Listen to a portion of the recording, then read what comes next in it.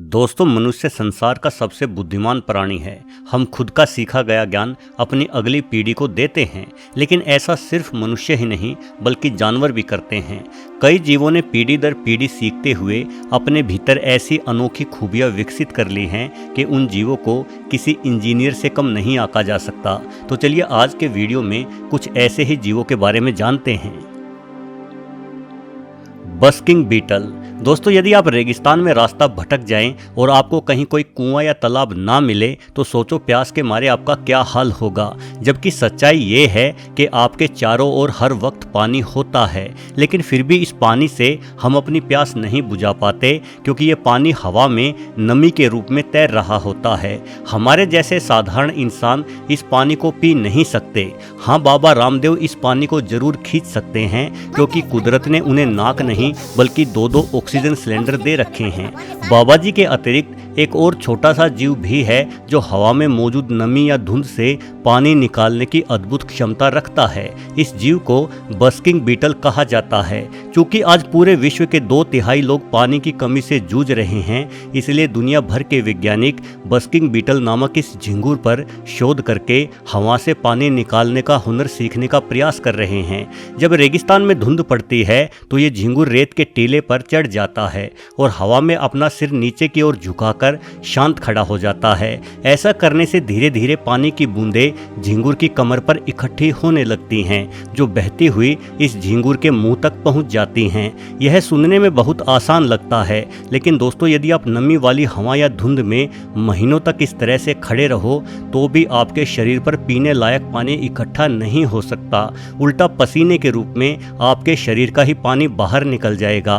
तो ये झिंगुर कैसे धुंध से पानी इकट्ठा करता है, इसका राज छुपा है इसके शरीर की बनावट में। वैज्ञानिकों ने अपनी रिसर्च में पाया कि इस झिंगुर की बाहरी सतह पर बम्प्स यानी उभरी हुई टीले नुमा संरचना होती है। यही संरचना इसे धुंध से पानी इकट्ठा करने में मदद करती है। इसकी संरचना इतनी बारीकी से बनी हुई होती है कि इससे टकराने के बाद भारी हवा इस झिंगुर की त्वचा में ही फंस जाती है। फिर हवा के अंदर का पानी अलग होने से हवा हल्की होकर ऊपर की ओर उठ जाती है और पानी इस झिंगुर की त्वचा पर रह जाता है। जरा सोचें कि अगर हम इंसान इस तकनीक को सीख जाए तो रेगिस्तान में भी खेती होना शुरू हो जाएगी और सारे विश्व से साफ पानी की किल्लत दूर हो जाएगी। थोर्नी डेविल। दोस्तों, पानी की कमी को दूर करने के लिए हमें कन्या जीव की तकनीक का सहारा भी ले सकते हैं। आपने देखा ही होगा कि रात को जो ओस गिरती है उस ओस का एक बहुत बड़ा हिस्सा पेड़ों से चिपक जाता है, जो सुबह पेड़ों से टपकता हुआ देखा जा सकता है। लेकिन हम इंसान पेड़ों पर मौजूद इस ओस को इकट्ठा करने में सक्षम नहीं हैं, किंतु थोर्नी डेविल नामक इस ऑस्ट्रेलियाई छिपकली ने पेड़ों से चिपके इस पानी को इकट्ठा करना सीख लिया है। ये छिपकली ऑस्ट्रेलिया के रेगिस्तानी इलाकों में रहती है, जहां तापमान 50 डिग्री सेल्सियस से भी अधिक हो जाता है। इतनी भीषण गर्मी में खुद को जिंदा रखने के लिए पानी की सख्त आवश्यकता पड़ती है, किंतु इस सूखे रेगिस्तान में पानी दूर दूर तक नजर नहीं आता। इसलिए ये छिपकली छोटे पौधों पर पड़ी ओस के पानी को पीने के लिए इस्तेमाल करती है। ये सुबह सुबह सैर पर निकलती है। इस दौरान पौधों और पत्तियों पर जमी ओस से ये अपने शरीर को रगड़ती हुई आगे बढ़ती है। पौधों पर पड़ी ओस की छोटी बूंदें इस छिपकली के शरीर पर आ जाती है, जहां से ये बूंदें इकट्ठी होकर इसके मुंह तक पहुंचने लगती है और इस छिपकली की प्यास शांत होने लगती है। पानी पीने की ये अद्भुत कला इस छिपकली के शरीर की अनोखी बनावट के कारण संभव हो पाती है। जिस समय ये छिपकली पानी सोख रही होती है तो इसकी त्वचा का रंग भी गहरा होने लगता है। जानकारों का कहना है कि इस छिपकली की त्वचा की बनावट के आधार पर उत्पाद बनाकर न सिर्फ रेगिस्तान में पानी की कमी को दूर किया जा सकता है, बल्कि इस तकनीक का इस्तेमाल इंजनों के लुब्रिकेशन को बेहतर बनाने के लिए भी किया जा सकता है। Sociable weaver. दोस्तों, अभी तक आपने जितने भी पक्षी देखे होंगे वो सब एक जोड़ा बनाकर अपने बच्चों को पालते होंगे। जब पक्षियों के बच्चे बड़े हो जाते हैं तो वो बच्चे अपने माता पिता से अलग हो जाते हैं एवं आगे चलकर अपने लिए नया घोंसला बनाते हैं। परंतु आपको जानकर हैरानी होगी कि एक ऐसी भी चिड़िया है जो अपने बच्चों को कभी खुद से दूर नहीं करती। ये चिड़िया अपने पूरे कुनबे के साथ एक ही घोंसले में रहती है। इस चिड़िया का नाम है सोशेबल वीवर यानी सामाजिक बुनकर। कबूतर। ये चिड़िया साउथ अफ्रीका, नामीबिया और बोट्सवाना में पाई जाती है। आकार में तो ये बुनकर चिड़िया बेहद छोटी होती है, परंतु इनका घोंसला देखकर आप हैरान रह जाएंगे। ये चिड़िया घास के तिनकों के जरिए करीब 20 फीट लंबा घोंसला निर्मित कर देती है। इस घोंसले में इन चिड़ियों का पूरा परिवार एक साथ रहता है, मतलब एक नर और मादा चिड़िया के सारे बच्चे, उन बच्चों के जोड़ीदार और उन बच्चों के बच्चे आदि भी सब मिलकर एक साथ रहते हैं। जैसे जैसे चिड़ियों का परिवार बड़ा होता जाता है, वैसे वैसे ये अपने घोंसले को भी और बड़ा बनाती रहती है। घोंसला बनाने के लिए इन चिड़ियों का पूरा परिवार एक साथ मिलकर कार्य करता है। इन घोंसलों को ये चिड़िया कुछ इस तरह से बनाती है कि ये घोंसला गर्मी, सर्दी और बरसात को भी आसानी से झेल जाता है। कोई भी बाहरी शिकारी जीव आसानी से इस घोंसले में नहीं घुस पाता और इन चिड़ियों के अंडे या बच्चे बिल्कुल सुरक्षित रहते हैं। ऊद बिलाव।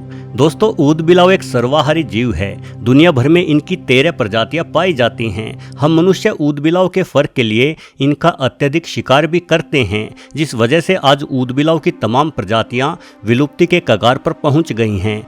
ऊद बिलावों की कुछ प्रजातियां तो जमीन पर रहती हैं, वहीं कुछ प्रजातियां सिर्फ पानी में ही रहना पसंद करती हैं। साउथ अमेरिका की अमेजोन नदी में पाए जाने वाले ऊद बिलाव 6 फीट तक लंबे हो जाते हैं।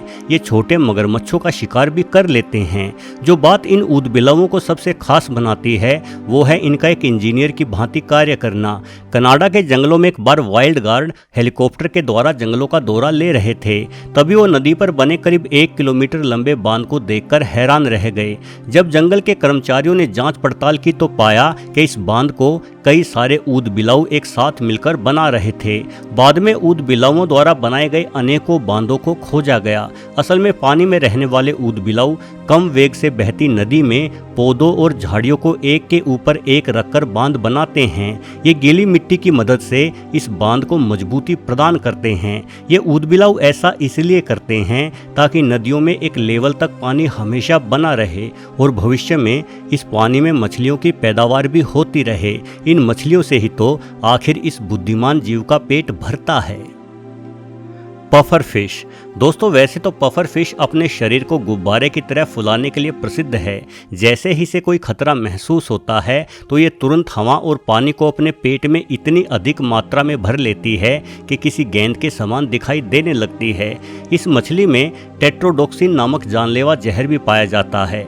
यह जहर साइनाइड से 1200 गुना ज़्यादा घातक होता है। लेकिन इस मछली की एक और खासियत भी है, वो ये कि ये बेहद शानदार चित्रकार है। जहां हम इंसान रंगों के द्वारा कागज पर अपने दिल के अरमान उड़ेलकर अपनी चित्रकारी से सामने वाले का दिल जीतने की कोशिश करते हैं, वहीं नर पफर फिश अपनी मादा का दिल जीतने के लिए समुद्र की सतह के रेत पर तरह तरह की चित्रकारियां करते हैं। पहली बार जीव वैज्ञानिकों ने रेत की सतह पर यह चित्रकारी 1995 में देखी थी। उस समय वैज्ञानिकों ने अनुमान लगाया कि यह समुद्र में उतरी किसी एलियन स्पेसशिप द्वारा छोड़े गए निशान हैं। लेकिन वर्ष 2011 में जापान में जीव वैज्ञानिकों ने पफर फिश को यह बेहतरीन चित्रकारी करते हुए फिल्माया। पफर फिश 2 मीटर व्यास के गोलाकार डिजाइन बनाती है जो देखने में बहुत ही खूबसूरत होते हैं। ये चित्रकारी ज्योमेट्रिक आकृतियों जैसी दिखाई पड़ती है, जिसमें से पानी भी आसानी से बहता हुआ निकल जाता है। अगर कोई अन्य समुद्री जीव इस चित्रकारी को खराब ना करे तो करीब 2 से 3 सप्ताह तक ये यूं ही बनी रहती है। तो दोस्तों, अब आप समझ ही गए होंगे कि सीखने और अपनी अगली पीढ़ियों को ज्ञान देने की क्षमता सिर्फ इंसानों में ही नहीं बल्कि अन्य जीवों में भी होती है, और कई मामलों में तो ये जीव इंसान से बेहतर सिद्ध होते हैं। वीडियो देखने के लिए आपका बहुत बहुत धन्यवाद।